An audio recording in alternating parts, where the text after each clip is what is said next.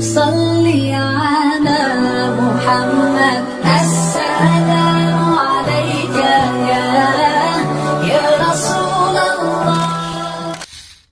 अल्लाह तबारक व तआला ने सबसे पहले क्या पैदा किया? कायनात में कौन सी चीज़ पैदा हुई? अज़ीज़ान गिरामी वक़ार, ख़ुद मेरे आका सल्लल्लाहु तआला अलैहि वसल्लम की हदीस है जिसको हदीस जाबिर कहते हैं। मुसन्नफ़ इब्न अब्दुर रज़ाक़ में यह हदीस पाई गई।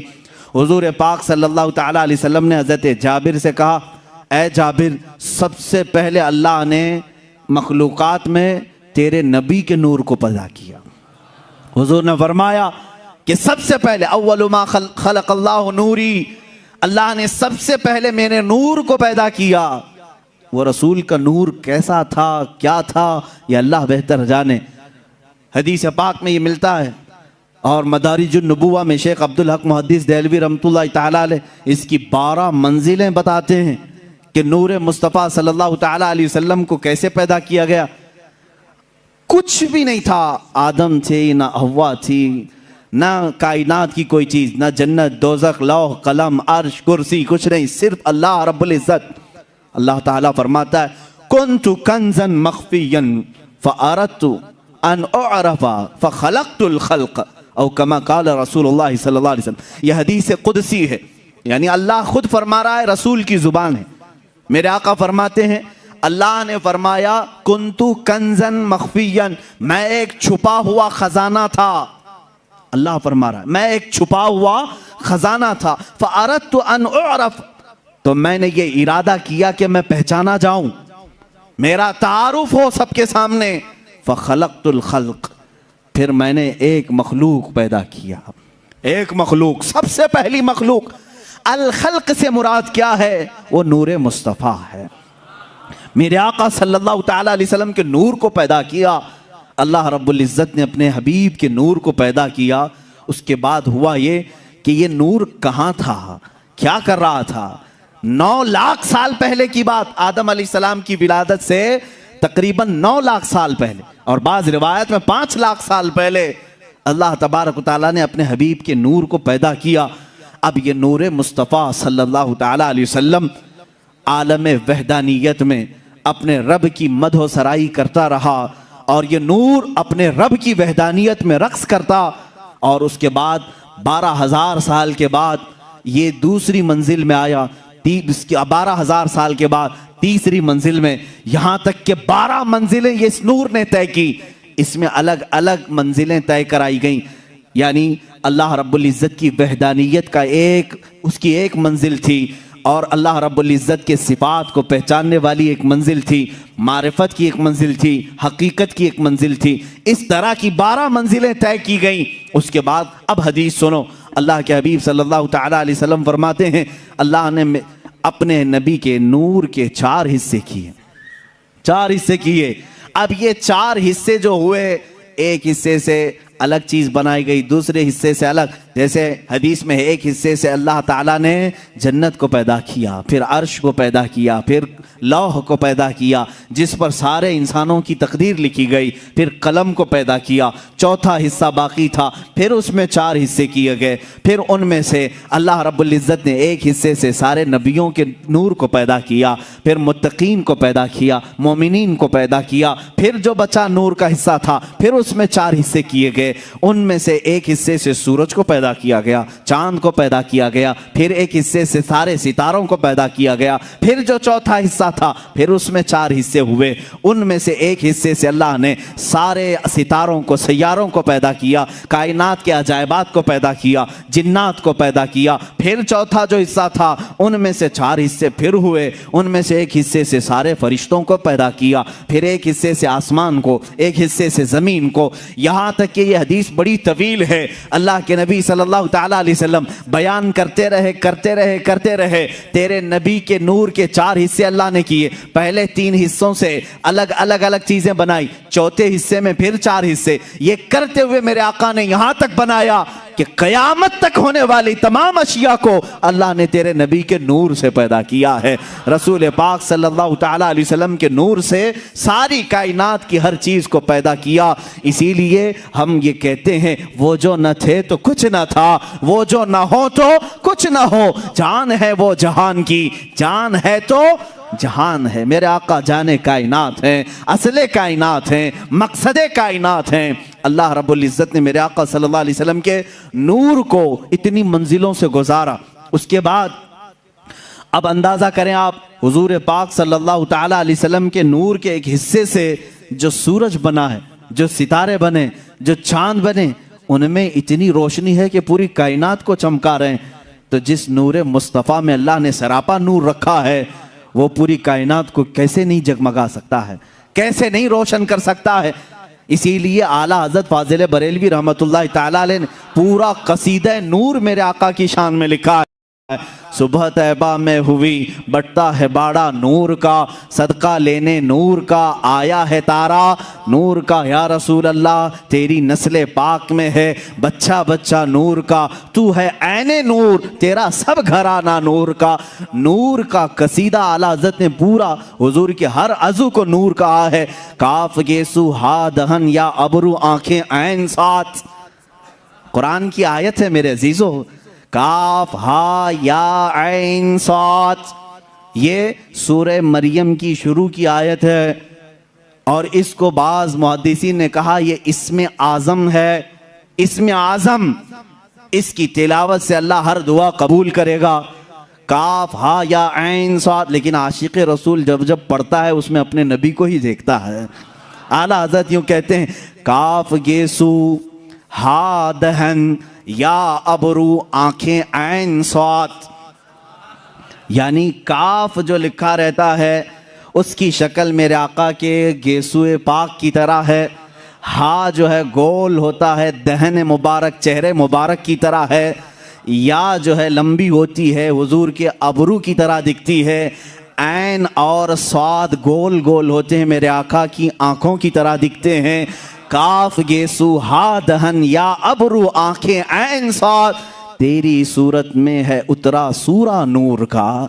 मेरे आका सल्लल्लाहु तआला अलैहि वसल्लम के चेहरे पाक पर भी कुरान की आयतें आई हुई। अजीज़ा ने गिरामी वक़ार, रसूल पाक सल्लल्लाहु तआला अलैहि वसल्लम ने जो मंजिलें तय फरमाई, अब वो अल्लाह के हबीब सल्लल्लाहु तआला अलैहि वसल्लम 9 लाख साल के बाद हो या 5 लाख साल के बाद हो, जब अल्लाह ताला ने मखलूक़ात को पैदा करना चाहा तो सबसे पहले आदम अलैहिस्सलाम को पैदा किया। आदम अलैहिस्सलाम की पैदाइश आपने इससे कबल भी सुना। ज़मीन की मुख्तलिफ मिट्टी ली गई और उसे गूंधा गया और उसके बाद उसमें रूह डाली गई। उनकी पेशानी में नूर मुस्तफ़ा रखा गया। अब अल्लाह रब्बुल इज़्ज़त के नूर की ये अमानत कहाँ मुंतकिल हुई? जबीन आदम में आई। बाज़ आशिकान रसूल तो ये भी कहते हैं अल्लाह ताला ने आदम अलैहिस्सलाम को जब पैदा किया और सारे फरिश्तों से कहा उसजुदू li आदम, आदम को सजदा करो, तो उनको जो सजदा करने का हुक्म दिया गया था, असल वजह तो वो नूर मुस्तफ़ा ही था। वो नूर मुस्तफ़ा जो जबीन आदम में था, पेशानी आदम में जगमगा रहा था। आदम अलैहिस्सलाम ने वो अमानत उठाई, संभाली, इसलिए कि अल्लाह रब्बुल इज़्ज़त ने अपने हबीब सल्लल्लाहु तआला अलैहि वसल्लम के नूर पाक को आदम अलैहिस्सलाम की पेशानी में रखा। तो सिर्फ ये नहीं कि उन्हें मालूम भी नहीं था, बल्कि मैं आपको ये सफ़र मुबारक भी बता दूं जो हमारी आदत है। हम रसूल पाक का शजर पाक भी तिलावत करते हैं। अल्लाह के हबीब सल्लल्लाहु तआला अलैहि वसल्लम के शजर पाक की तासीर भी ये है, अल्लाह ताला उसके ज़रिए से ज़ुबानों में सलासत अता करता है, रिज़्क़ में बरकत देता है। इसलिए कि हमारे आपके दूसरों के नसब का तो छोड़ो, कायनात का जो सबसे अफजल व आला रसूल है उसके शजर नसब में बड़ी तासीर है। मैं आपको ये बताऊं, इस नूर ने जो मंजिलें तय की, ये नूर मुस्तफ़ा सल्लल्लाहु तआला अलैहि वसल्लम 5 लाख साल या 9 लाख साल अपने रब्बे जुल जलाल के जिलों में रहा। अल्लाह ने उसके बाद उसी नूर के हिस्सों से जन्नत भी बनाई, लौह भी बनाया, अर्श भी बनाया, कुर्सी भी बनाया, कलम भी बनाया, सारी चीज़ें बनाई। इसी को तो इकबाल ने कहा है, लौह भी तू कलम भी तू तेरा वजूद अल किताब। यानी हदीस में है ना, बाज़ हदीसों में ये है, हुजूर ने फरमाया सबसे पहले अल्लाह ने लौह को बनाया, तख्ती।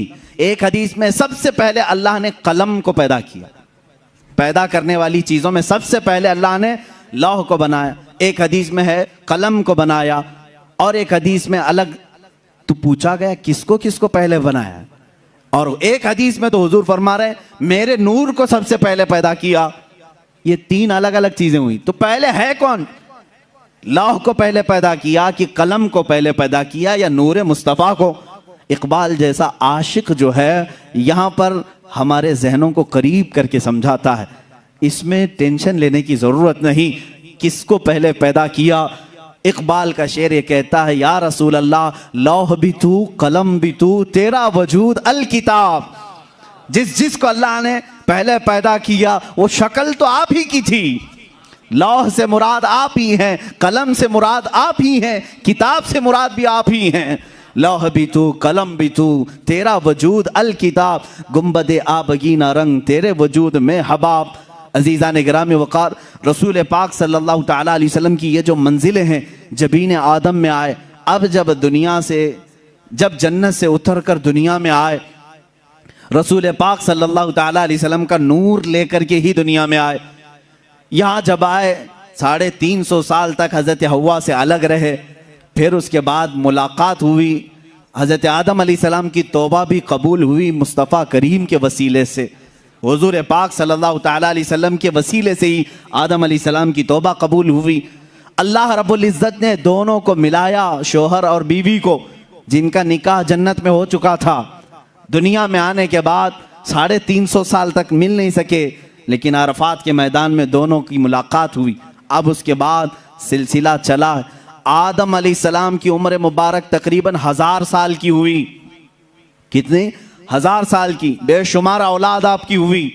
आपका औलाद का जो नसब का सिलसिला था, इसलिए कि दुनिया को अभी वजूद में लाया गया था, नस्ल इंसानी की इर्तिका होनी थी। रोजाना आदम अलैहिस्सलाम के घर में बच्चे की विलादत होती थी, रोज उनकी बीवी रोज हामिला होती, रोज बच्चे की विलादत होती। इस तरह आपकी औलाद में एक होनहार और सालेह फर्जंद पैदा हुए, जिनका नाम शीस रखा गया, वो भी नबी हुए। जब हजरत शीस अलैहिस्सलाम पैदा हुए तो आदम अलैहिस्सलाम की पेशानी में हल्कापन आया, शीस की पेशानी चमकने लगी। हजरत आदम अलैहिस्सलाम समझ गए नूर मुस्तफ़ा मुंतकिल होकर शीस की पेशानी में आ गया है। हजरत शीस अलैहिस्सलाम की जबीन मुबारक चमकती थी। मेरे अजीजों, ये चमक जो है हुजूर के सारे आबा व अजदाद में पाई गई।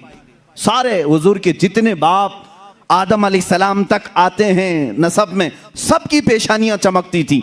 हजरत शीस अलैहिस्सलाम को देखा आदम अलैहिस्सलाम ने, उनकी अलग से तरबियत की, अलग से सारी औलाद में उनको अलग मकाम दिया। और फिर ये कहते रहे, हजरत शीस अलैहिस्सलाम का जो निकाह हुआ, उस ज़माने की हजरत आदम अलैहिस्सलाम की बेटियों से ही उनके निकाह होते थे। भाई बहन के निकाह होते थे सिर्फ उनकी शरीयत में, बाकी किसी की शरीयत में जायज़ नहीं, इसलिए कि उस वक्त इंसान उतने ही थे, एक ही बाप की औलाद थे। अपनी बेटियों में जो सबसे पाकीज़ा थी, आदम अलैहिस्सलाम ने उनके साथ हजरत शीस का निकाह किया। शीस अलैहिस्सलाम के निकाह के बाद चंद ही दिनों के बाद देखा गया शीस अलैहिस्सलाम की जबीन मुबारक से वो नूर गायब नजर आ रहा है। उन्होंने भी समझ लिया कि ये नूर मुंतकिल हो चुका है। हजरत शीस अलैहिस्सलाम से ये नूर मुस्तफ़ा सल्लल्लाहु तआला अलैहि वसल्लम यानिश में आया। ये यानिश हजरत शीस अलैहिस्सलाम की औलाद में सबसे बड़े थे और सबसे ज्यादा परहेजगार, अपने बाप के वफादार, इतने आला अखलाक थे। उनको देख करके भी शीस अलैहिस्सलाम ने तरबियत की, अलग से उनकी तरबियत की और बताया कि बेटा, तुम्हारे पास अल्लाह ने एक बहुत बड़ी अमानत रखी है, तुम इधर उधर नजर नहीं करोगे, तुम्हारा हर अज़ू, तुम्हारा हर लम्हा पाक होना चाहिए, इसलिए कि तुम्हारे पास अल्लाह की एक बहुत बड़ी अमानत। देखें, इस अमानत को हर बाप ने महफूज रखा और तरबियत भी वैसी की। हजरत यानिश का जब निकाह हुआ, वो भी अपने अशरफ खानदान में, आला खानदान में, जब उनके घर उनकी दुल्हन आई, चंद सालों के बाद हजरत यानिश की पेशानी मुबारक से भी वो नूर गायब नजर आया। उन्होंने महसूस कर लिया कि नूर मुंतकिल हो चुका है।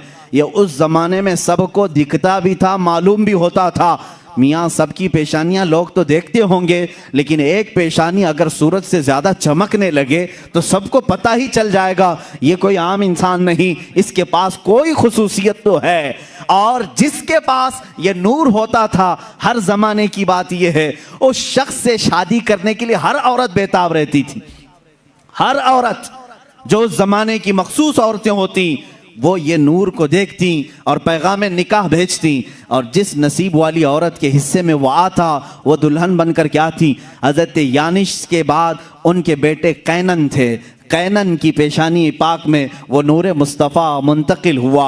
रसूल पाक सल्लल्लाहु ताला अलैहि वसल्लम के नूर की ये मंजिलें हैं जो सफ़र कर रही हैं। नूर खुदा चलता हुआ आदम की जबी में, जबीन आदम से शीश की जबी में, जबीन शीश से यानिश की जबी में, जबीन यानिश की से कैनन की जबी में, और यहाँ कैनन की जबी से पेशानी से हज़रत महलील की जबीन पाक में आया। महलील से यरद में, यरद से इदरीस में, इदरीस से इदरीस अलैहिस्सलाम का नाम मुतवश्शलख भी है।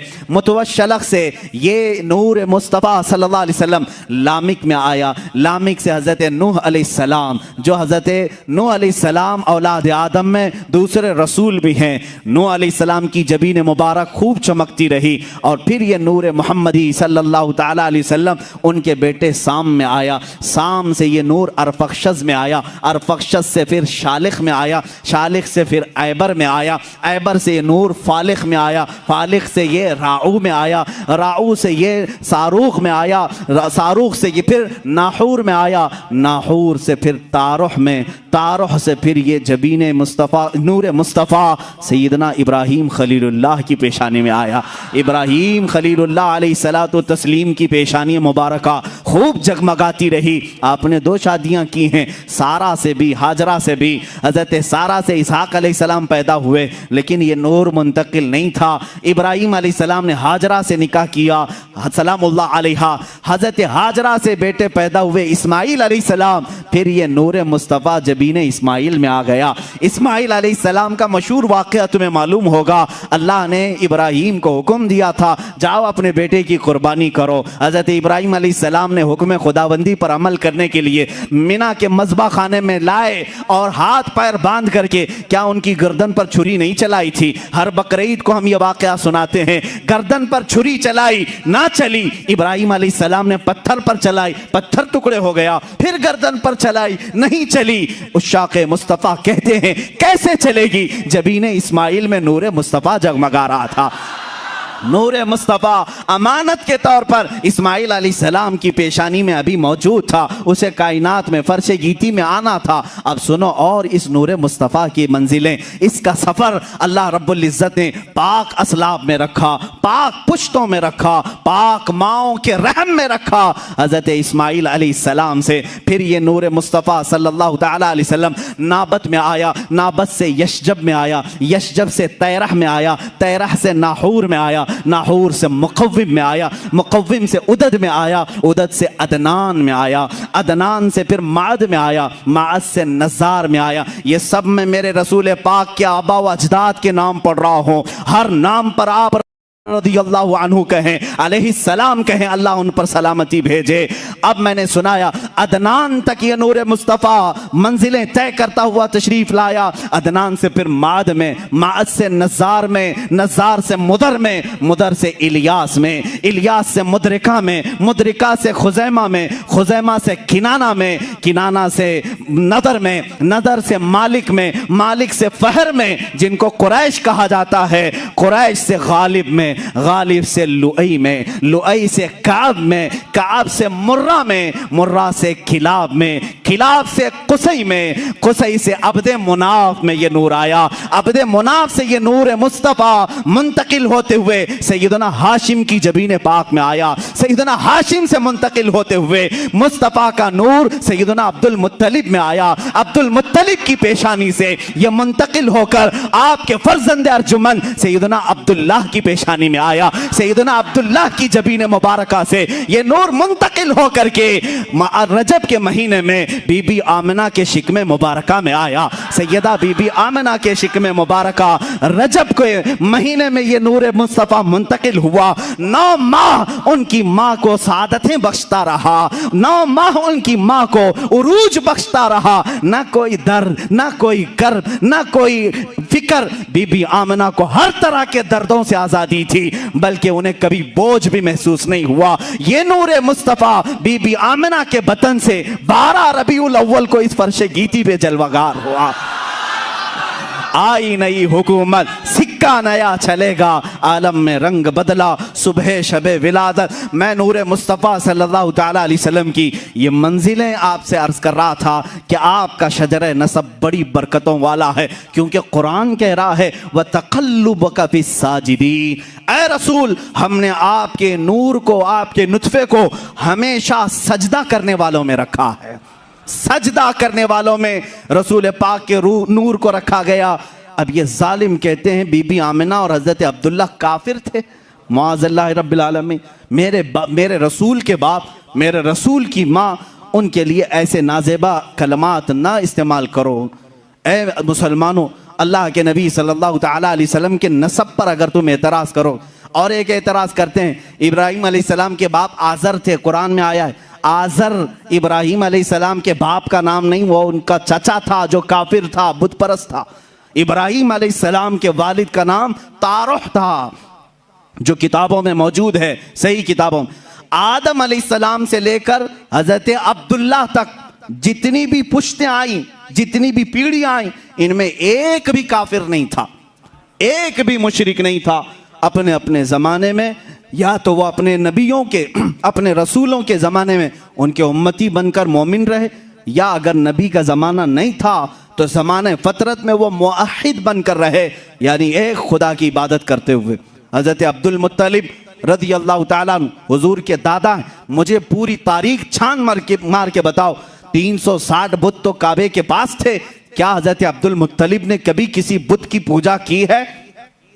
मैं उनसे पूछता हूँ जो रसूल पाक के वालिदैन को बुत परस्त या काफिर कहें, मैं उनसे पूछूं, अरे हज़रत उस्मान के सीरत में ये मिलता है कि ज़िंदगी भर उन्होंने बुतों की परस्तिश नहीं की। हज़रत अबू बकर की सीरत में मिलता है, यानी ईमान लाने से पहले भी उन्होंने कभी बुतों को सजदा नहीं किया था। जो नफ्स शरीफ थे पैदाइशी, वो बुतों की पूजा नहीं करते थे, आइडियल वर्शिप नहीं। आज भी जो सलीमुत्तबा लोग हैं वो आइडल वर्शिप, यानी बुतों की इबादत को वो नहीं तस्लीम करते। खुदा एक है जिसने सारी कायनात को पैदा किया, जिनको हमने अपने हाथों से पैदा किया, वो खुदा नहीं हो सकते, वो मखलूक है। तो क्या वो उसे चाहिए कि वो जिसको तुमने बुत बनाया है वो तुमको खुदा कहने लग जाए कि मुझे तो इसने बनाया है? उल्टा तुम कह रहे हो। बहरहाल हमारा खालिक सिर्फ अल्लाह है। अजीज़ा ने गिरामी, हुजूर सल्लल्लाहु ताला अलैहि वसल्लम के आबा व अजदाद में कोई मुशरिक और काफिर नहीं था। अब ये मसला मैंने आपको बताया। दोनों के मुतालिक, हज़रत अब्दुल्ला और हज़रत आमिना के मुतालिक थोड़ी सी और बातें मैं बता दूं। वो ईमान लाए थे कि नहीं, इस पर 3 जमातें उलमा की, इमाम जलालुद्दीन सुयूती रहमतुल्लाह ताला अलैह ने पूरी किताब लिखी है इस पर। हुजूर सल्लल्लाहु अलैहि वसल्लम के वालिदैन मोमिन थे और जन्नत में। उन्होंने साबित किया, 3 तरीक़ों से उलमा साबित करते हैं। पहला तरीका तो ये है कि इनकी वफ़ात हुजूर के ऐलान नबुव्वत से पहले हो गई। हुजूर ने अपने नबी होने का ऐलान किया 40 साल की उम्र। हज़रत आमिना की वफ़ात हुजूर के 6 साल उम्र में ही हो गई। हज़रत अब्दुल्ला जो हुजूर के वालिद हैं, हुजूर की पैदाइश से 6 महीने पहले इंतकाल कर चुके। तो जब हुजूर की नबुव्वत का ऐलान ही नहीं हुआ था, उससे पहले वो दोनों इंतकाल कर गए। तो इस ज़माने में जितने लोग इंतकाल किए, अगर उन्होंने बुतों की पूजा नहीं की तो उनको भी मोमिन मुआहिद कहा जाता है। एक खुदा को वो मानते थे। हम अपने रसूल के बाप और माँ को मुआहिद और मोमिन तस्लीम करते हैं, इसलिए कि वो हुजूर की ऐलान नबुव्वत से पहले आए थे और इंतकाल किए। एक तरीका तो ये है। दूसरा ये है, हज़रत इमाम जलालुद्दीन सुयूती फरमाते हैं, आखिरी हज था मेरे आका सल्लल्लाहु अलैहि वसल्लम का मकाम जेराना के पास, हजून, मकाम हजून। मक्का का एक इलाका है, वहाँ हुजूर गमगीन थे, आपकी आंखों से आंसू उतर रहे थे। हुजूर पाक सल्लल्लाहु ताला अलैहि वसल्लम ने अपने रब से यूँ अर्ज़ किया कि ऐ मौला, मेरी माँ और मेरे बाप किस हाल में हैं। अल्लाह रब्बुल इज़्ज़त ने हुजूर सल्लल्लाहु ताला अलैहि वसल्लम की ख्वाहिश पर उनकी माँ और उनके बाप दोनों को कब्रों से जिंदा फरमाया। हुजूर सल्लल्लाहु अलैहि वसल्लम फरमाते हैं, मेरी माँ को भी मैंने देखा, मेरे बाप को भी मैंने देखा, और उन पर मैंने ईमान पेश किया तो वो ईमान भी कबूल किए, वो ईमान लाए, और अल्लाह रब्बुल इज़्ज़त ने उनको वापस कब्रों में भेजा। अब ये अकली तौर पर मुहाल भी नहीं, नामुमकिन भी नहीं, क्योंकि कुरान में इस तरह की बहुत सारी बातें आई। ईसा अलैहिस्सलाम मुर्दों को जिंदा करते थे। मूसा अलैहिस्सलाम के ज़माने में ऐसा हुआ है कि कातिल का पता मालूम करने के लिए मकतूल को एक गाय की पूंछ से मारा गया, वह जिंदा हुआ, और उसको किसने कत्ल किया था वो बताया और फिर मरा। सूरह बकरा पूरी इसमें मौजूद है। यानी मुर्दे का जिंदा होना, बात करना अकली तौर पर मुमकिन है, कुरान से साबित है। तो जब कुरान में ईसा अलैहिस्सलाम मुर्दे जिंदा किए हैं, सबूत है। मूसा अलैहिस्सलाम के ज़माने में मुर्दा जिंदा हुआ, सबूत है। हुजूर पाक का मौजज़ा तो सारे नबियों में अफजल मौजज़ा था। अल्लाह ने उनको उनके वालिदैन जिंदा करके दिए और वो ईमान लाए और फिर वफात पाए। ये भी दो दलीलें याद रखें। पहली चीज़ तो ये, वो ज़माने फ़तरत में थे। दूसरी चीज़ ये है कि अल्लाह ने अपने रसूल के लिए उनके वालिदैन जिंदा फरमाए। अब आओ अज़ीज़ान गिरामी वक़ार, विलादत बासआदत के अहवाल हमें ज़िक्र करने हैं। रसूल पाक सल्लल्लाहु ताला अलैहि वसल्लम की विलादत आम बच्चों की तरह विलादत नहीं। हुजूर अकरम सल्लल्लाहु ताला अलैहि वसल्लम इस जहान आलम में, इस फर्श गीती में जो तशरीफ़ लाए हैं, वो एक अलग शान है। बड़ी अजीम शान के साथ आप तशरीफ़ लाए, आम बच्चों की तरह नहीं, बल्कि अरब में उस ज़माने में क्या क्या हुआ था, आस पड़ोस में क्या क्या हुआ था, सब मुझे बताना होगा। इसलिए कि रब तबारक व तआला जब कायनात के सबसे अफजल इंसान को भेज रहा है तो कायनात में तब्दीली तो होना ही होगी ही। इसलिए कि बरसों जिन नबियों ने उस रसूल के आने की बशारतें सुनाई हों, वो रसूल जब आ रहा हो, क्या हुआ जानते हैं? जिस रात हज़रत अब्दुल्लाह से ये नूर मुस्तफ़ा मुंतकिल होकर बतन आमिना में आया, उसी रात को आवाज़ें आई। ये रिवायात में मौजूद है। इमाम ज़रक़ानी फरमाते हैं, मशरिक के जानवरों ने मगरिब के जानवरों को इत्तला दी, मुबारक हो नूर मुस्तफ़ा अब अपनी असली माँ के पेट में आ चुका है। रजब के महीने में ये हुजूर पाक सल्लल्लाहु ताला अलैहि वसल्लम का नूर मुंतकिल हुआ, उसी दिन बशारतें शुरू हो गई। अब इसको इरहासात कहते हैं। हुजूर की पैदाइश से पहले जो अजीब व गरीब हालात हुए, पूरे अरब में ही नहीं बल्कि कायनात में अलग अलग हालात होने लग गए। जानते हैं, हुजूर की विलादत से सिर्फ 55 दिन पहले असहाबे फील का वाक़या पेश आया। अब्रहा बादशाह हाथियों की फौज लेकर खाना काबा को ख़त्म करने आया था, ढाने आया था। लेकिन क्या हुआ? सूरह फील में पढ़ो, अलम तरा कैफ फ़अल रब्बुका बि अस्हाबिल फील। इस पूरे सूरह में अल्लाह ने फरमाया, अब्रहा बादशाह की फौज को अल्लाह ने अबाबील चिड़ियाँ भेजकर कंकरियों से हिलाक कर दिया। पूरे के पूरे तहस नहस हो गए। अब्रहा की लाश नहीं मिली, सारे फौजी मर गए, हाथी सुकड़ गए, ऐसा हो गए थे। फजअलहुम कअस्फिम मअकूल, ऐसा अल्लाह ने उनको हिलाक किया था जैसे नोच खाई हुई मुर्गी, यानी छिली हुई मुर्गी जिस तरह दिखे, इस तरह पूरी फौज बन गई थी। सारे लोग हिलाक हो गए थे। ये सिर्फ हुजूर पाक सल्लल्लाहु अलैहि वसल्लम की विलादत से 55 दिन पहले का वाक़या। अल्लाह ने खाने काबा की हिफाजत फरमाई, इसलिए कि मक्का मुकर्रमा में रसूल पाक की जलवागरी होने वाली थी। अरब में हालात कैसे बदले, मौसम पूरे साल का बहुत ही खुशगवार। अरब पहले कहत साली से जूझ रहे होते, ज़मीनें सूखती थी, फसलें नहीं आती थी, लेकिन उस साल पूरे अरब वाले कहते हैं इतनी फसलें आई कि हमने पूरी ज़िंदगी में नहीं देखी। मौसम बहार, बारिशें, खुशगवार हवाएं, और पूरे साल में जो सबसे हसीन महीना आता है उसको कहते हैं रबीउल अव्वल, सबसे हसीन महीना। इसको रबी क्यों कहा जाता है? अरब वालों ने इसका नाम रखा, रबी कहते हैं बहार को, जो गुलाबी मौसम होता है, जिसमें लोगों को अपने सारे वसवसे, टेंशन, फिक्रें ख़त्म करने का मौका मिले, सुकून की हवाएं आती, ना ज़्यादा गर्मी, ना ज़्यादा ठंडी, ना बारिश, जिसको आप सावन का महीना कह लें। तो अरब में जो पहली बहार आती थी उसको रबीउल अव्वल कहा जाता है, सबसे पुरबहार मौसम। उसी मौसम में मेरे आका दुनिया में तशरीफ लाए। रबीउल अव्वल अरब वालों के लिए मशहूर था कि इसमें बहार का मौसम होता है। अब सुनिए पूरे हालात कैसे तब्दील थे। बड़े बड़े वाक़यात हुए मेरे आका के आने से पहले। हुजूर पाक सल्लल्लाहु तआला अलैहि वसल्लम की विलादत से पहले क्या क्या वाक़यात हुए सुने। रजब के महीने में हमल करार पाया। उसके बाद हज़रत बीबी आमना रज़ियल्लाहु तआला अन्हा के घर चलते हैं, सुनते हैं उन्हीं की ज़ुबान से रिवायात। हज़रत बीबी आमना बताएं आपके शिकम मुबारक में जब ये नूर मुस्तफ़ा आया तो आपको कैसा लगने लगा। हज़रत आमिना फरमाती हैं मैंने और औरतों से सुना था कि हमल के दर्द बहुत होते हैं, लेकिन जब मेरा बेटा मेरे शिकम में आया मुझे हमल का कोई दर्द नहीं था, कभी कोई तकलीफ नहीं हुई, ना पैर बोझल, ना कै आना, ना सर चकराना। दुनिया की हर माँ को हमल के आसार पेश आते हैं, ये तकलीफ़ें उठाती हैं, मगर कायनात की एक माँ ने कोई तकलीफ नहीं उठाई। क्यों उठाए? इसलिए कि वो गमों से आज़ाद करने वाला रसूल उसके शिकम पाक में है। हर दर्द से, हर बेकसी की फरियाद रसी करने वाला रसूल उसके शिकम पाक में है।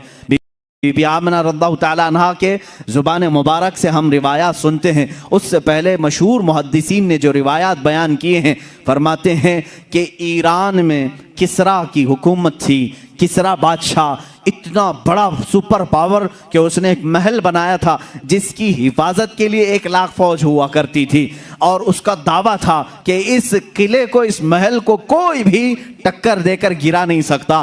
बाज़ तारीख़ी रिवायात के मुताबिक जो आज मदियन सलमान पाक, जो इराक़ में एक शहर का नाम है, आज भी वहाँ वही किला मौजूद है। हम इराक़ जब ज़ियारतों के लिए जाते हैं तो वो भी देख कर आते हैं। किसरा का महल उसे कहते हैं। आज अंदाज़ा करो 3000 साल से या 2000 साल से वो महल उसी तरह सलामत है। उस ज़माने में कितना मजबूत रहा होगा, कितना पावर उसके अंदर रहा होगा। मजबूत, एक पिलर भी नहीं है, लेकिन छत आज भी खड़ी है।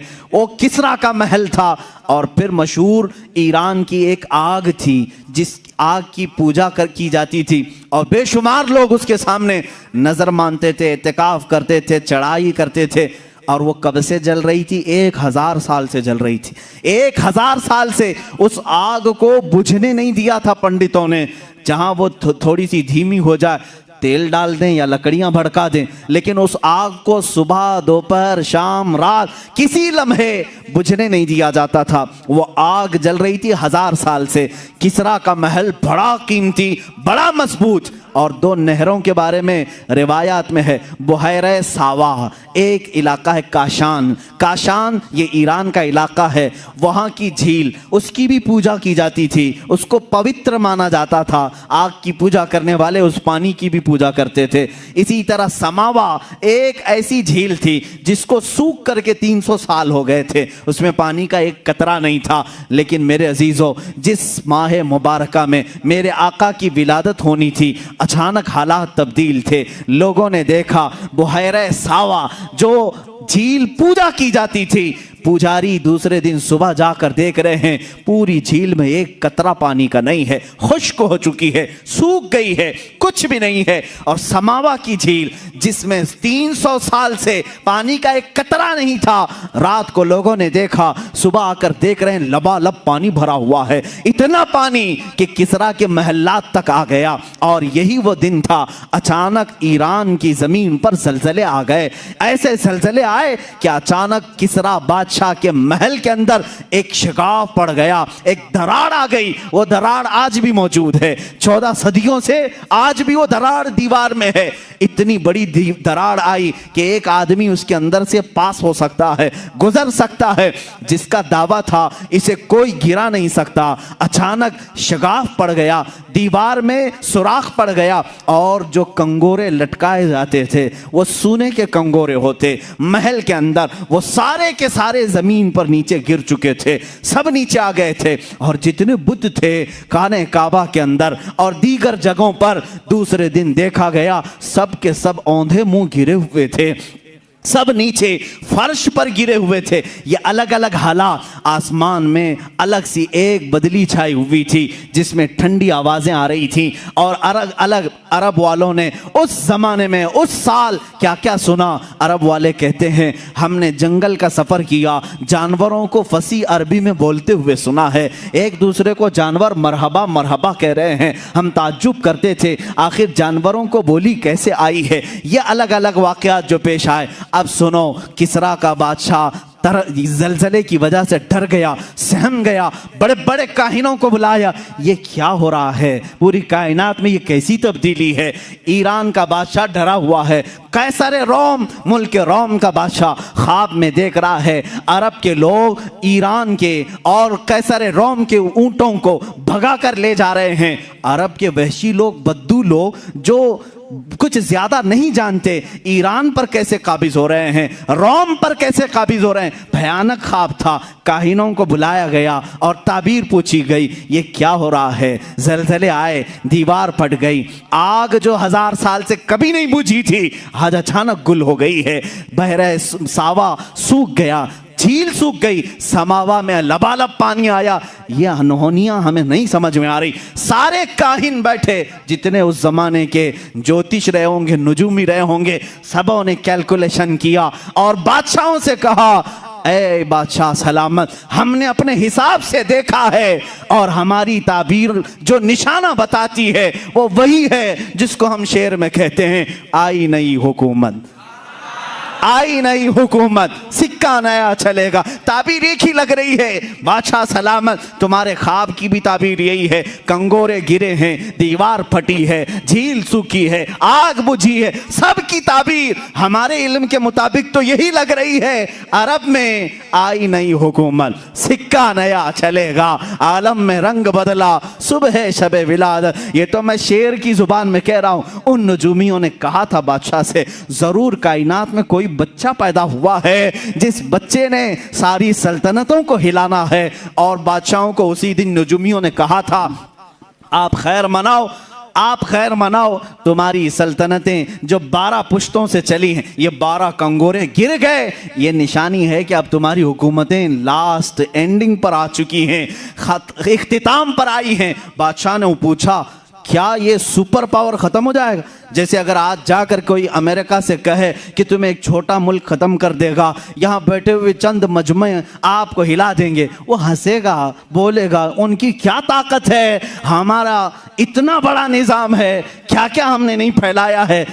किसरा ने भी यही कहा था, रोम के कैसर ने भी यही कहा था। हाँ, एक बच्चा पैदा हुआ, कहाँ पैदा हुआ? अरब में पैदा हुआ, बद्दुओं के यहाँ, जो अरबी लोग हैं, देहाती लोग हैं, और हम पावरफुल, उस जमाने के पॉश लोग, सबसे ज्यादा उनके पास माल, सबसे ज्यादा फौज, असलहे उनके पास।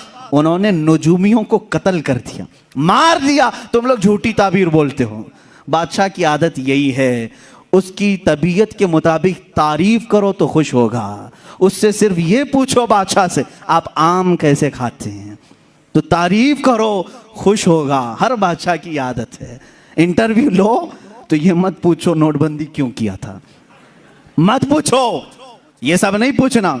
जॉब कहाँ गई, वो मार डालेगा। तुम ताबीर, ज्योतिष भी सही नहीं हो, तुम ज्योतिष भी सही नहीं हो। हाँ, ज्योतिष ये कहे सारे भाग खुले हुए हैं आपके, सारा सीना चौड़ा हो गया है, देखिए उनको नवाजा जाएगा। किसरा और कैसर ने, ईरान की हुकूमत और रोम की हुकूमत ने भी बेचारे नजूमियों को मार डाला। उन्होंने क्या कहा था, एक बच्चा पैदा हुआ है, तुम्हारी सल्तनतें हिला देगा, तुम्हारी सल्तनतें हिला देगा। हक को एक्सेप्ट करो, बात तुम्हें आज या कल माननी होगी। जो अल्लाह के फैसले हैं वो नाफिज होके रहेंगे। और रसूल के मुतालिक मेरे मौला ने फरमाया, हुवल्लज़ी अरसला रसूलहू बिल हुदा व दीनिल हक लियुज़हिरहु अला दीनि कुल्ली। अल्लाह फरमाता है हमने वो रसूल भेजा है, रसूल को हिदायत के साथ भेजा है, यूं ही नहीं भेजा कि तुम नारे लगाते रहो। अल्लाह फरमा लियुज़हिरहु अला दीनि कुल्ली।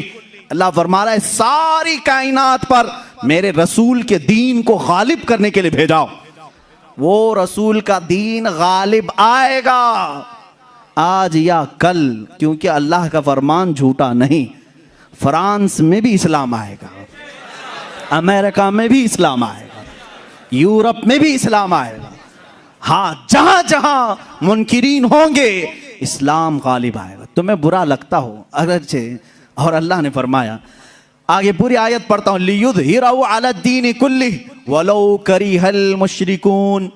अल्लाह फरमा रहा है अल्लाह अपने रसूल के दीन को गालिब करेगा। हुजूर से पूछा गया ये गालिब कब होगा? हुजूर ने फरमाया मेरी औलाद में एक मेरा बेटा आएगा जिसका नाम मोहम्मद मेहदी होगा। इमाम मेहदी आएंगे और उस जमाने में पूरी कायनात में सिर्फ और सिर्फ इस्लाम होगा, सिर्फ इस्लाम होगा। और अल्लाह ने जो फरमाया वो भी सुन लें, बिल्कुल सच। वलो करिहल मुशरिकून, अगरचे काफिरों को ये बात नापसंद आएगी, हाँ नापसंद आएगी, उनको बुरा लगेगा। अभी अगर मैं कहूं आरएसएस वाले भी मुसलमान हो जाएंगे, बुरा लगेगा, तकलीफ होगी उनको।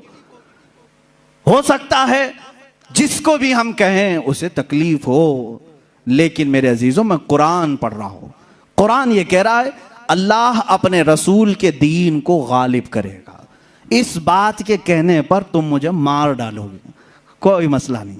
जिन्होंने अपने बादशाहों को ये बताया पहले उनको मार दिया बादशाहों ने, लेकिन बाद में उनकी हुकूमतों ने देखा कैसर और किसरा भी गिरफ्तार होकर गुलामाने रसूल के कदमों में आ गए थे।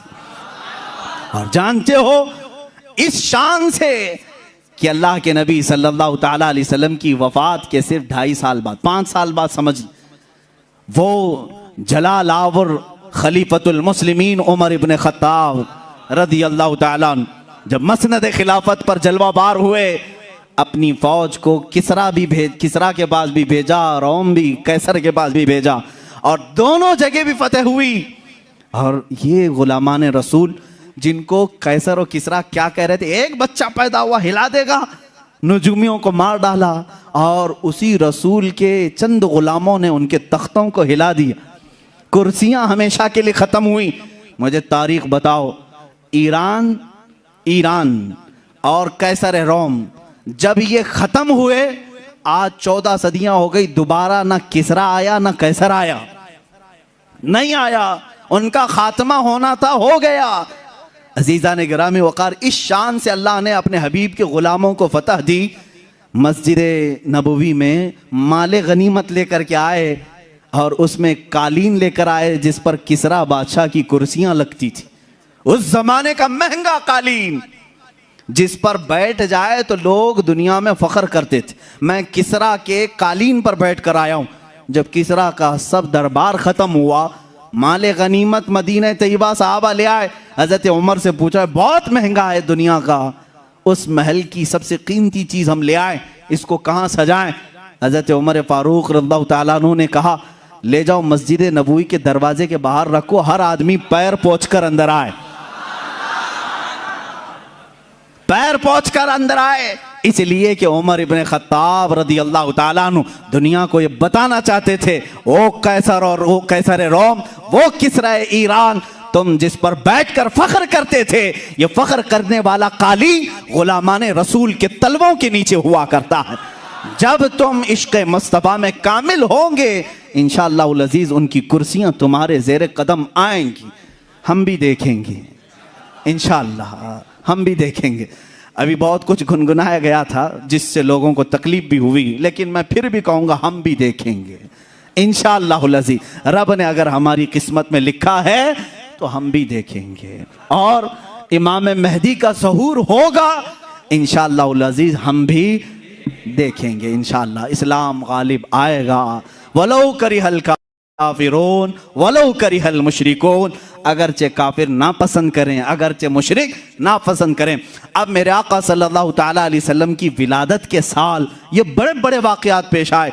क्या क्या हुआ है अरब के हालात बदले हुए थे।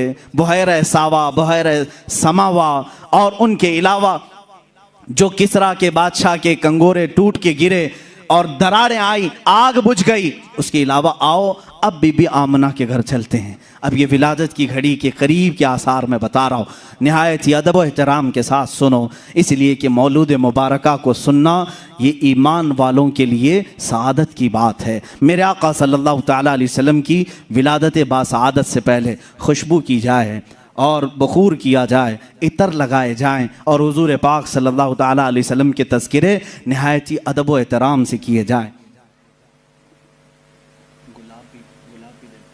रसूल करीम सल्लल्लाहु तआला अलैहि वसल्लम की विलादत बासआदत से पहले सैयदा बीबी आमना रज़ियल्लाहु तआला अन्हा फरमाती हैं, अब सुने, हज़रत बीबी आमना रज़ियल्लाहु तआला अन्हा फरमाती हैं, जैसे ही मेरे बतन पाक में मेरे बेटे का हमल करार पाया, मुझे कोई तकलीफ़ नहीं थी, कोई आलाइश, कोई इस तरह की नापाकी हमने नहीं देखी। हज़रत बीबी आमना रज़ियल्लाहु तआला अन्हा फरमाती हैं, रजब का महीना गुज़रा, शाबान का महीना आया, रात को मैंने एक मरतबा देखा हज़रत मूसा अलैहिस्सलाम तशरीफ़ लाए हैं। मूसा अलैहिस्सलाम हज़रत बीबी आमना से कहते हैं, आमना मुबारक हो, तूने कायनात के पूरे आका को अपने बतन पाक में जगह दी है, तुझे सआदत वाला एक लड़का मिलेगा। उसके बाद हज़रत बीबी आमना फरमाती हैं, रमज़ान का महीना आया, रमज़ान का महीना जैसे ही आया, हज़रत बीबी आमना ने आवाज़ें सुनी, कहा गया आमना को हर आलाइश से पाक कर दो, उसके अंदर मौजूद बच्चे को हर तरह के वसवसों से पाक कर दो। अब जब रमज़ान का महीना गुजरा,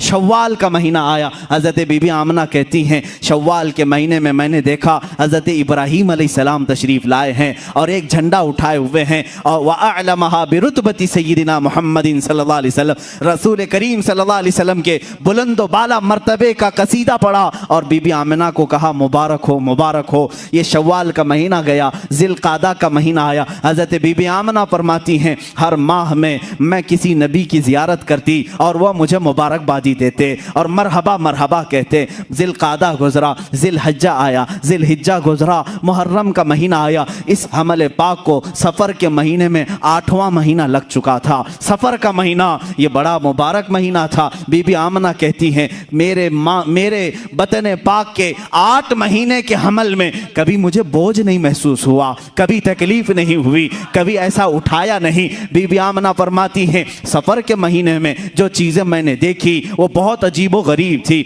यहाँ तक कि मैं रात के वक्त अगर घर के ऊपर नज़र करती तो बदलियाँ मुझे नज़र आती और उसमें बात करने की आवाज़ें सुनाई देती। एक दूसरे को कोई मुबारकबादी देता था, मुझे मालूम नहीं था वो कौन सी मखलूक है जो बात करती है। पूरे सफ़र के महीने में हज़रत बीबी आमना फरमाती हैं, अजीब व गरीब बातें मैं आसमान पर होते हुए सुनती थी।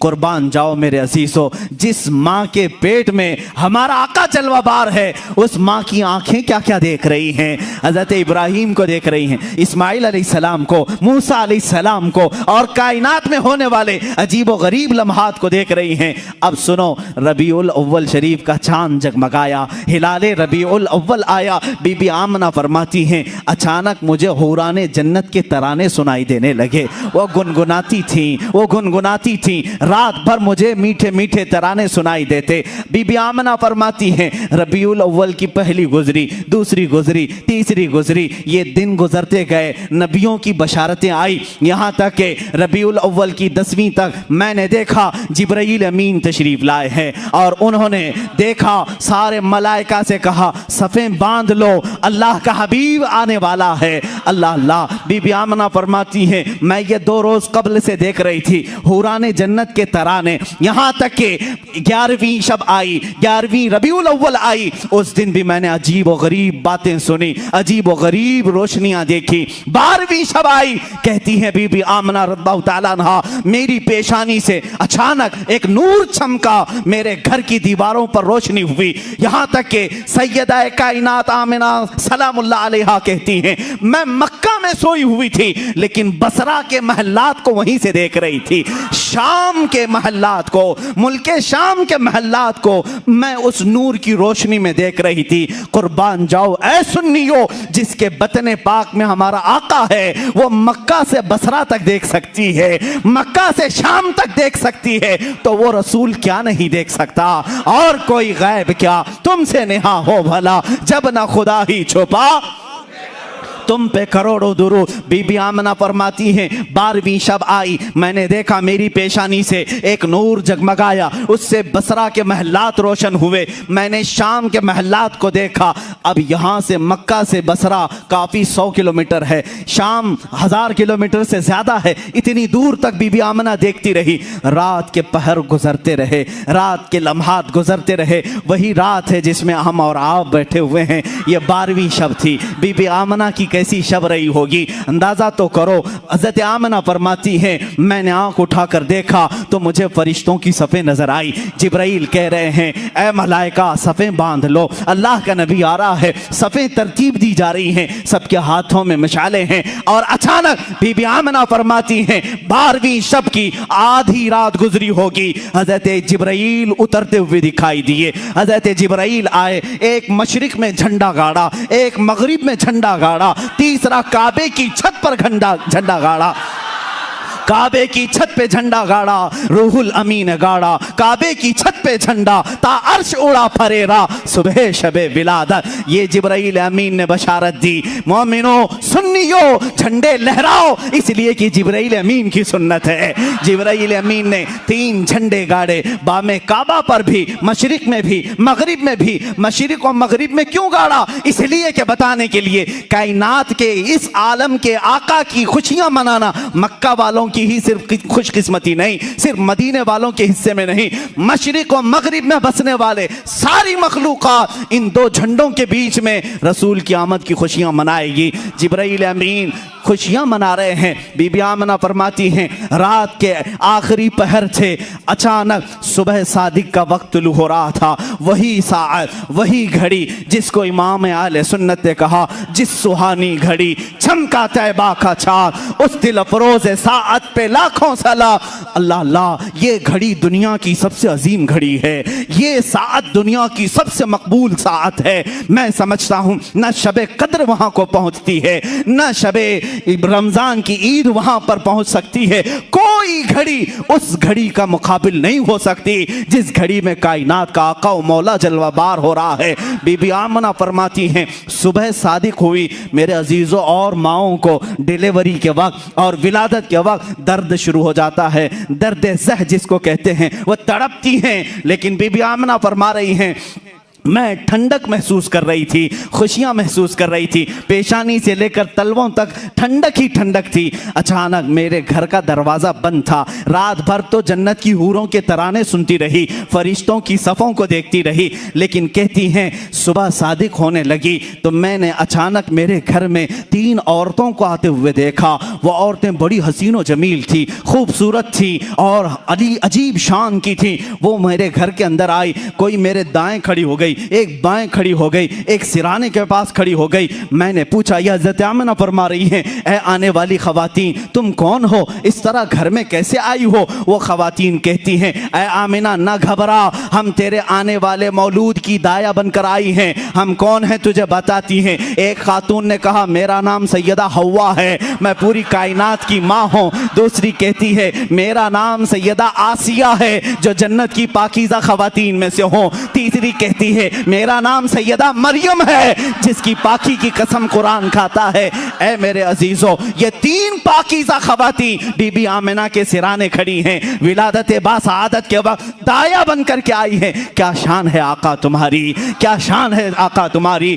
हाँ, दुनिया में किसी को ये सआदत नहीं मिली होगी जिसको किसी अजनबी ने न छुआ, वो बीबी मरियम मेरे रसूल की दाया बनकर आई हैं, बीबी आसिया दाया बनकर आई हैं। अचानक मेरे सैयदा कायनात आमिना सलामुल्लाह अलैहा फरमाती हैं इन दायाओं से बातचीत हो रही थी। सुबह सादिक की घड़ी आई। अल्लाह अल्लाह, वो नूर खुदा, वो रहमत आलम, वो रसूल पाक जिसको कायनात के आका व मौला होने का शरफ अल्लाह ने अता किया, वो इस दुनिया गीती में जलवाबार हुआ। मेरी आंखें थोड़ी देर के लिए बंद हुई। जब मैंने आंखें खोली, हसीन गुलाब से ज्यादा चमकता हुआ चेहरा, वो नूर वाला तशरीफ ला चुका था। वो कायनात को जगमगाने वाला, वो आलम बाला का रसूल, वो आलम सुफला का रसूल, वो आलम जिन्नात का रसूल, वो आलम मलकूत का रसूल, वो आलम हैवानात का रसूल, वो 18,000 आलमों का रसूल बीबी आमिना के बतन पाक से जलवाबार हुआ। लेकिन किस शान से? अलग ऐसे आम बच्चों की तरह ना समझो। बीबी आमिना फरमाती हैं, मैंने नजर उठाकर देखा, चांद से ज्यादा हसीन चेहरा है, ना जिसमें पाक पर पेट की कोई गंदगी या आलाइश लगी हुई, कुछ नहीं, बल्कि वो नहा करके चमकते हुए बूंदों के साथ आया हुआ था। ऐसे तारे टपक रहे थे, तारों की तरह चेहरे पाक पर पानी के कतरे झिलमिला रहे थे। बीबी आमिना फरमाती हैं, मैंने नजर किया, हजरत आमिना वो जो तस्वीर खींची है, सदा कुर्बान जाओ मेरे अजीजों, कायनात के आका व मौला की तस्वीर, उनकी माँ से ज्यादा हसीन कौन बता सकता है? हजरत आमिना कहती हैं, मैंने अजीब व गरीब बात देखी। मेरा शहजादा जब जलवागर हुआ, आम बच्चों की तरह रोते चिल्लाते नहीं आया, बल्कि सबसे पहले मैंने सुना, उनकी जुबान पर था उम्मती उम्मती उम्मती उम्मती उम्मती उम्मती। उसके बाद मैंने उनको सजदे के आलम में देखा। कौन है वो बच्चा जो पैदाइश के दिन अपने मौला के यहाँ सजदा रेज है, पेशानी जमीन पर है। कायनात के आका व मौला एक दिन के हैं आज, लेकिन सजदे के आलम में हैं। हज़रत आमिना फरमाती हैं, जैसे ही ये 3 दायाओं ने उठाया, अल्लाह अल्लाह, बीबी आमिना फरमाती हैं, खुशी से मैं झूम गई। न दर्द था न तकलीफ थी, लेकिन इस हसीन गुलाब को देखने के बाद रूह में और एक खुशी और फरहत और इंबसात आ गया। उसके बाद कहती हैं, मैंने नज़र किया, नाफ कटी हुई थी। जब वो बच्चों की नाफ होती है, काटा जाता है 6 दिन के बाद, आप नाफ बुरीदा थे, और मैंने देखा रसूल पाक सल्लल्लाहु तआला अलैहि वसल्लम खतना शुदा पैदा हुए थे, मखतून थे। और मैंने देखा, बीबी आमिना फरमाती हैं, रसूल पाक के चेहरे को आंखों में सुरमा पहले से लगा हुआ था। मखहूलन मदहूनुन मखतूनुन मलफूफुन बिथौबिन मिन अस्सौफिल अबयदी अल्यनु मिन अल हरीर अल्यनु मिन अल हरीर अबयदु मिन अस्सौफ। हज़रत आमिना फरमाती हैं, अचानक मैंने देखा एक नरम लेशमी कपड़े में उन्हें लपेटा हुआ है, उनकी आंखें सुरमे की हैं, उनकी नाफ कटी हुई है, मखतून हैं। और मैंने जब उठाने की कोशिश की, मुश्क अंबर से ज्यादा खुशबुएं आ रही थी।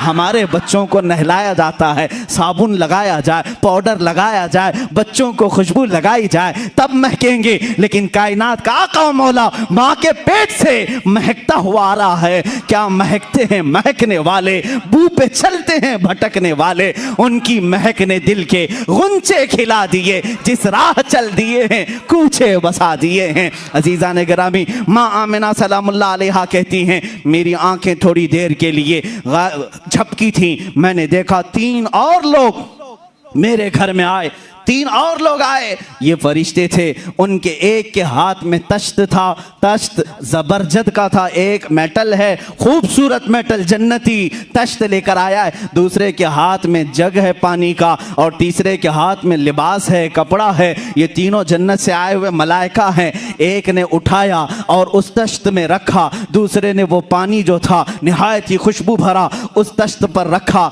और तीसरे ने वो मुलायम रेशम वाला लिबास उनके ऊपर डाल दिया। हज़रत आमिना कहती हैं, अचानक ये तीनों गायब हो गए। मेरा बच्चा भी नहीं, ना वो 3 लोग, कोई नहीं दिखा। हज़रत आमिना कहती हैं, मेरी आंखों से आंसू जारी हो गए। कायनात का इतना हसीन बच्चा मेरी गोद में, अचानक 3 लोग आए। सुबह सुबह अभी अंधेरा अंधेरा है और तीनों लोग लेकर गायब हो चुके। कहाँ गया मेरा बच्चा, कहाँ कहाँ गया मेरा बच्चा। मैं बेकरार थी, बेचैन थी। अचानक एक फरिश्ते की आवाज़ आई, आमिना घबराओ मत, आमिना बेचैन और बेकरार मत हो, इसलिए कि अल्लाह के हुक्म से फरिश्तों ने उठाया है। कहाँ ले जा रहे हैं? कहते हैं फरिश्ते अब तेरे इस शहजादे को आलम आला में ले जाया जा रहा है, फरिश्तों को जियारत कराई जा रही है। अल्लाह रब्बुल इज्जत का हुक्म है, सारे फरिश्ते सफ़ें बांध कर खड़े हैं तेरे इस शहजादे की एक झलक के लिए, दीदार के लिए इश्तियाक में खड़े हैं। वो फरिश्ते लेकर गायब हो चुके थे। नूरे मुस्तफ़ा अब जिसमें मुक़द्दस में आया है, मेरे आका का जलवा देखने के लिए फरिश्तों के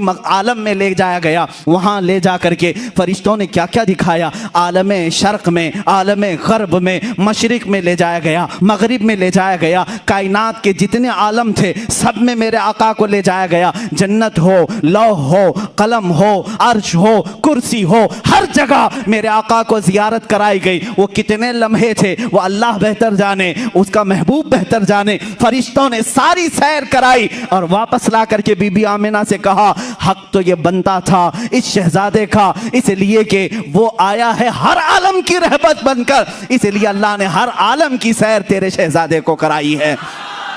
आई नई हुकूमत, सिक्का नया चलेगा, आलम में रंग बदला, सुबह शबे विलादत। सैयदा बीबी आमिना सलामुल्लाह अलैहा कहती हैं, जब ये तीनों मलाइका ने उठा करके मेरे शहजादे को पूरी कायनात की सैर कराई, वापस लाकर मेरे पास रखा, तो जिब्राईल अमीन ने मुनादी की, ऐलान किया, ऐ मलाइका खुशियां मनाओ, ऐ फरिश्तों खुशियां मनाओ, इसलिए कि अब अल्लाह रब्बुल इज्जत का वो हबीब आया है जिस हबीब की हर सिफारिश पर मौला अपने जलाल को जमाल में तब्दील करेगा, अपने जलाल को जमाल में तब्दील करेगा। फरिश्ते जलाले खुदाबंदी से डरते थे, अल्लाह के जलाल से डरते थे, और उस दिन उन्होंने खुशियां मनाई। अब रब का जलाल अपने हबीब के जमाल में आ जाएगा। उम्मतियों, हम क्यों ना खुशियां मनाएं, इसलिए कि हमें मौला ने पैदाइशी उस रसूल की उम्मत में बनाया है। इसीलिए तो हमारे इमाम अहले सुन्नत फाजिल बरेलवी ने हमें यह अकीदा दिया है, हश्र तक डालेंगे हम पैदाइश मौला की धूम, मिसले फारस नजद के किले गिराते जाएंगे। सुनो, बड़े ध्यान से कह रहा हूं, खाक हो जाएं अदू जलकर मगर हम तो रजा, खाक हो जाएं दुश्मन जलकर मगर हम तो रजा, दम में जब तक दम है जिक्र उनका सुनाते जाएंगे, दम में जब तक दम है जिक्र उनका सुनाते जाएंगे। बीबी आमिना सलामुल्लाह अलैहा ने ऐलान किया कि मेरे घर मौलूद मुबारक हो चुका है। हज़रत अब्दुल मुत्तलिब खाने काबा के तवाफ में थे, दौड़ते हुए तशरीफ़ लाए और बीबी आमिना के घर में इस शहजादे मुबारका को उठाया, सीने से लगाया और सीधे खाने काबा के पास ले आए। जानते हो अब हमारे खड़े होने का वक्त आया है, इसलिए कि एक रिवायत यह है, जिस दिन बीबी आमिना के घर में विलादत हुई, हजरत अब्दुल मुत्तलिब तवाफ कर रहे थे, किसका? खाने काबा का। ये सुबह सादिक की घड़ी है। कायनात में कोई मेरे मुस्तफ़ा के मुतालिक सलाम करे ना करे, सलाम के मुतालिक दलील पूछे ना पूछे, ऐ सुन्नियों मैं तुम्हें बताऊं, उस दिन हजरत अब्दुल मुत्तलिब कहते हैं, अभी मेरे तवाफ के फेरे मुकम्मल नहीं हुए थे, मैंने खाने काबा की छत पर देखा, वो आमिना की घर की तरफ झुका हुआ नजर आ रहा था, खाने काबा झुक चुका था बीबी आमिना के घर की तरफ। तो सुन्नियों खड़े हो जाओ, क्यों ना हम अपने दिल उस बारगाह मुस्तफा में झुकाएं, इसकी तिलावत करें। अल फातिहा।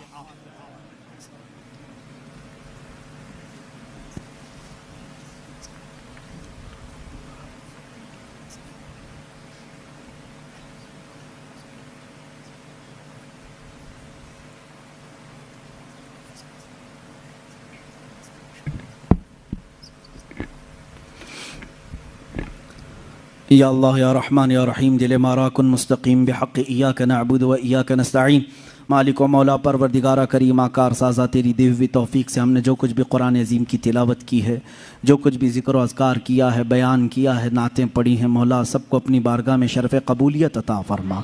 ए रब्बे ज़ुल जलाल अहसन अल ख़ालिक़ीन, इस पर जो तूने सवाब मुरत्तब किया है, इस सब को हमारी जानिब से आक़ाए नामदार अहमद मुज्तबा मोहम्मद मुस्तफ़ा सल्लल्लाहु तआला अलैहि वसल्लम की बारगाह बेकसपना में नज़र मौला कबूल फरमा। रसूल पाक सल्लल्लाहु ताला अलैहि वसल्लम के सदक़े व तवस्सुल तमाम अंबिया इकराम अलैहिमुस्सलाम, खुलफ़ाए राशिदीन, सहाबा इकराम, सहाबियात, अज़वाज मुतहरात, बिनात तय्यिबात, शुहदा इकराम, सालिहीन, अइम्मा मुज्तहिदीन, जुमला औलिया इकराम, तमाम मुमिनीन मुमिनात, मुस्लिमीन मुस्लिमात की अरवाह को नज़र किया कबूल फरमा। कायनात में जितने औलिया तेरे आराम फरमा हैं, नजबा, शरफ़ा, औताद, अख्ताब, अब्दाल, सब की अरवाह को नज़र किया कबूल फरमा। हमारे इस शहर हुबली में जितने औलिया कामिलीन आराम फरमाएँ, खुसूसन सय्यदी फ़तह शाह वली रदी अल्लाह तआला अन्हु की बारगाह में नज़र कबूल फरमा।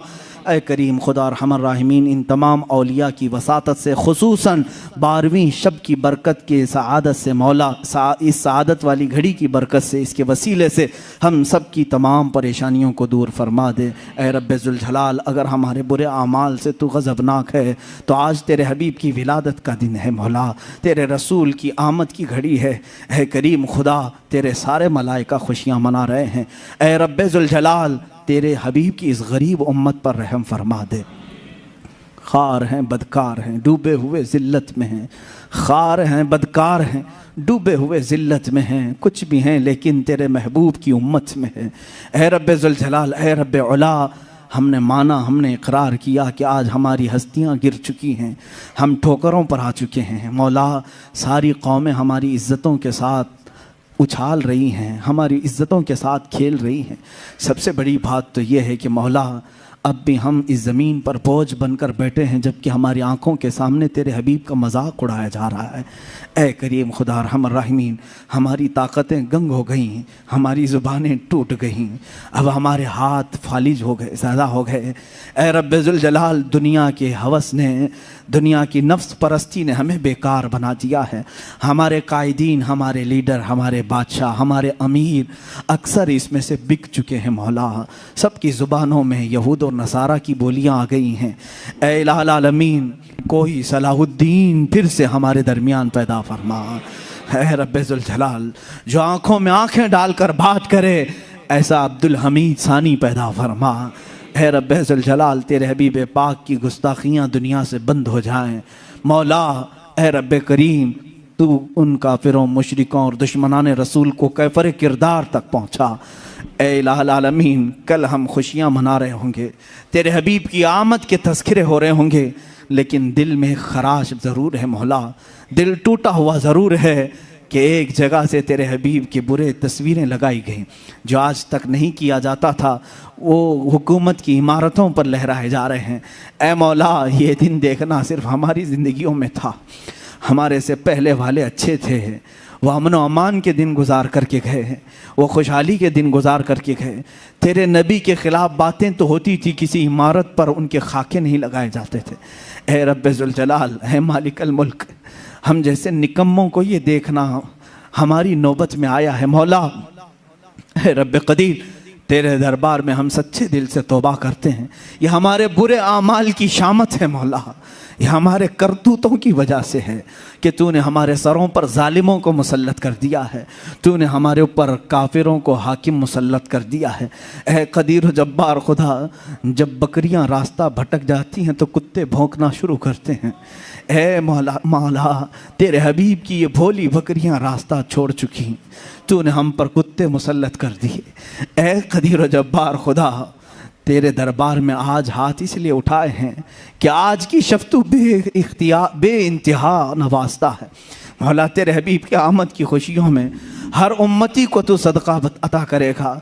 मालिकल मुल्क दुल जलाली वल इकराम, हमारी ज़ुबानों में अब तासीर अगरचे नहीं, लेकिन तेरे हबीब की आमद की इन सातों में तासीर है। ए रब्बे ज़ुल जलाल, तेरे दरबार में मैं दुआ करता हूँ, मैं गुनहगार सही, मैं बदअखलाक सही, मैं निकम्मा हूँ मौला, मैं इकरार करता हूँ गुनहगार हूँ। इस महफिल पाक में कोई तो तेरा मकबूल होगा, जिसका जिक्र करना तुझे पसंद आया हो, उसके सदक़े व तवस्सुल से हमारी दुआएं कबूल फरमा ले।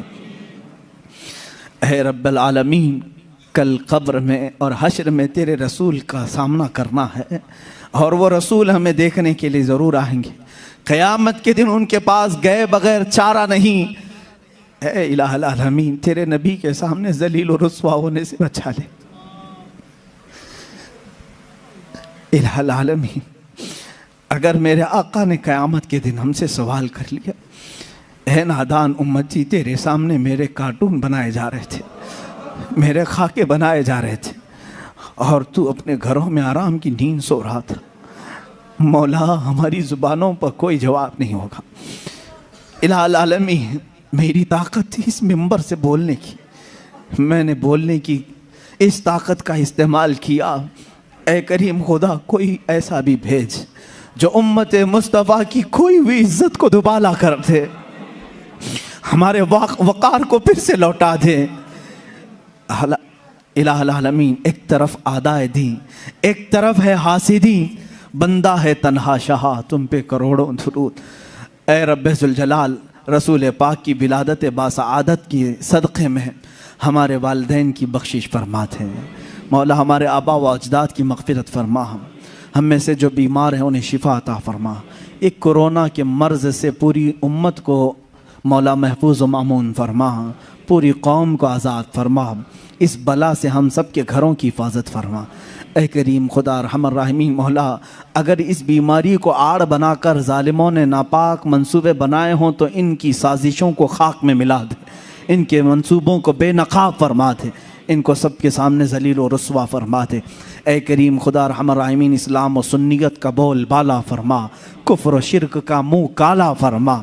ए क़दीर व जब्बार खुदा, हम सब तेरे दरबार में एक इल्तिजा ये करते हैं कि मौला, हम बीमार हैं, सर्दी बुखार के नहीं, गुनाहों के बीमार हैं।